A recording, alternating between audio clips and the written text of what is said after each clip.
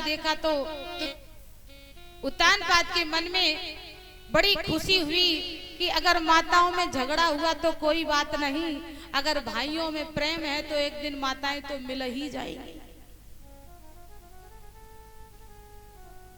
प्रमाण रामचरितमानस है। कैकेयी ने राम जी के लिए वनवास मांग लिया तो कैकेयी के स्वयं के पुत्र ने आकर के कैकेयी को कह दिया, जरी न जीव मुख परे न कीरा। अरे जिस समय तुमने राम जी को वनवास मांगा तो तुम्हारी जीव नहीं कट गई, कीड़े नहीं पड़ गए मुंह में। भरत जी को साधु कहा गया है, लेकिन समाज में किसी ने भरत जी को बुरा नहीं कहा। माता को इतने अपशब्द बोलने के बाद भी, क्योंकि भरत का राम जी से प्रेम था। अगर राम और भरत, माता ने तो राज्य मांग ही लिया था, अगर भरत भी उस राज्य के राजा बन जाते तो भाइयों का प्रेम समाप्त हो जाता और कभी कैकेयी और कौशल्या एक नहीं होती। सुमित्रा भी तो सौत थी, इसने अपने दोनों बेटे कुर्बान कर दिए, एक भरत की सेवा में एक राम की सेवा में। उनमें भी विरोध हो जाता। खुशी हो गई आज उत्तानपाद कि भाई अगर मिले हैं तो माताएं भी मिल जाएंगी। और यही विचार करके उत्तानपाद ने सोचा कि मैं रोज उत्तम को गोद में लेता हूँ, आज ध्रुव को गोद में लेकर के पिता का सुख दूंगा। ऐसा विचार करके उत्तानपाद ने जैसे ही ध्रुव जी को गोद में लिया,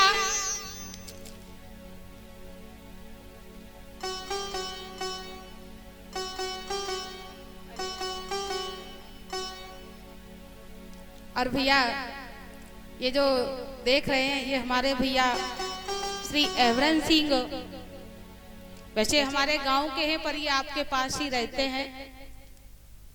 कौन सा गांव है भैया? नंगला पुतु। तो ये यहाँ इस समय निवास कर रहे हैं, है तो हमारे यहाँ के ही भैया ही हैं बड़े। इन्होंने 51 मुद्राओं से सम्मान किया। भगवान से प्रार्थना है जीवन में सुख शांति बनाए रखें। और ये कथा सुनने के लिए आए, बड़े सौभाग्य की बात है भाई। बोले वृंदावन बिहारी लाल की। आज सुनीति ने जैसे ही सुरची ने देखा कि ध्रुव को गोद में ले लिया तो सहन नहीं हुआ और ध्रुव जी की बांह पकड़ करके उसे नीचे उतार दिया। ध्रुव जी ने देखा कि अब पिताजी कुछ कहेंगे, उत्तानपाद ने गर्दन नीची कर दी। एक बात बताएं, जब माता डांट दे तो पुत्र को आश होती है कि पिताजी हमारे पक्ष में बोलेंगे। छोटे बच्चों को बड़ी आस रहती है पिता से। अगर घर में माताएं डांटे मारे तो वो धमकी देते हैं, शाम को पापा आ जाएंगे तब तुमको देखेंगे, तब तुम्हारी पिटाई करवाएंगे, कहते हैं ना, आशा होती है।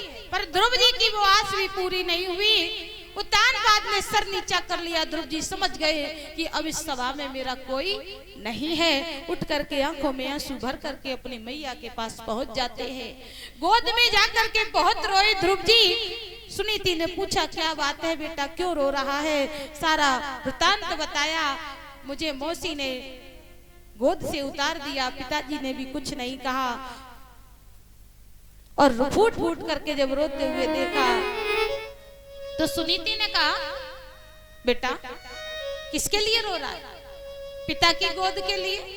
अरे उस पिता की गोद के लिए रो रहा है जो नाशवान है। अरे वो तो एक दिन समाप्त हो ही जाएगा। अगर तुझे गोद में ही बैठना है तो उस पिता की गोद में जाकर के बैठ जो परम पिता है, संसार का पिता है। और कहा, जो पिता बेपता विपदा में सबका हाथ बटाता है और उसकी इच्छा से गोदी क्या इंद्रासन तक मिल जाता है। उस पिता की गोद में जाकर के बैठ जिसका कभी नाश नहीं होगा। इस सिंहासन के लिए तू रो रहा है, अरे उनकी कृपा से तो इंद्रासन मिल जाता है।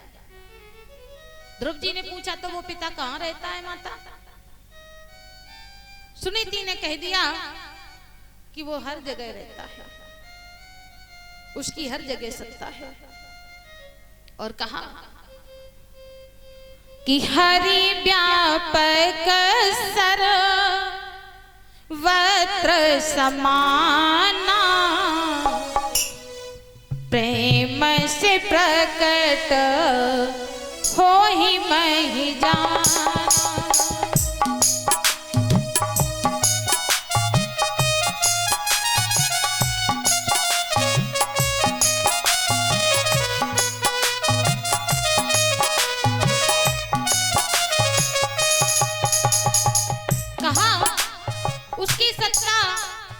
हर जगह है। अग जगमय प्रभु रहत विरागी, अग जगमय प्रभु रहत विरागी, प्रेम से प्रभु प्रगटत जीवियागी।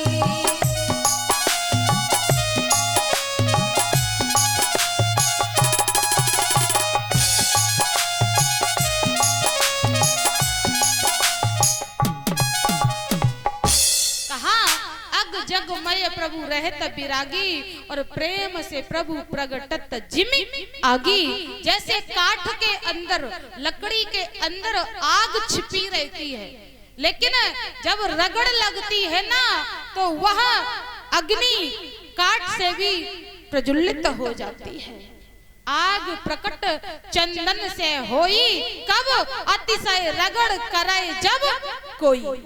जब प्रेम की रगड़ लगती है तो वो परमात्मा इस जगह से, इस सत्ता से प्रकट हो जाता है। ध्रुव जी ने कहा ठीक है मैया, तो अब मैं उसी पिता से प्रेम करूंगा, उसी को प्राप्त करूंगा। ऐसा भाव लेकर के आज ध्रुव जी माता से विदाई मांगने लगे। अब सुनीति को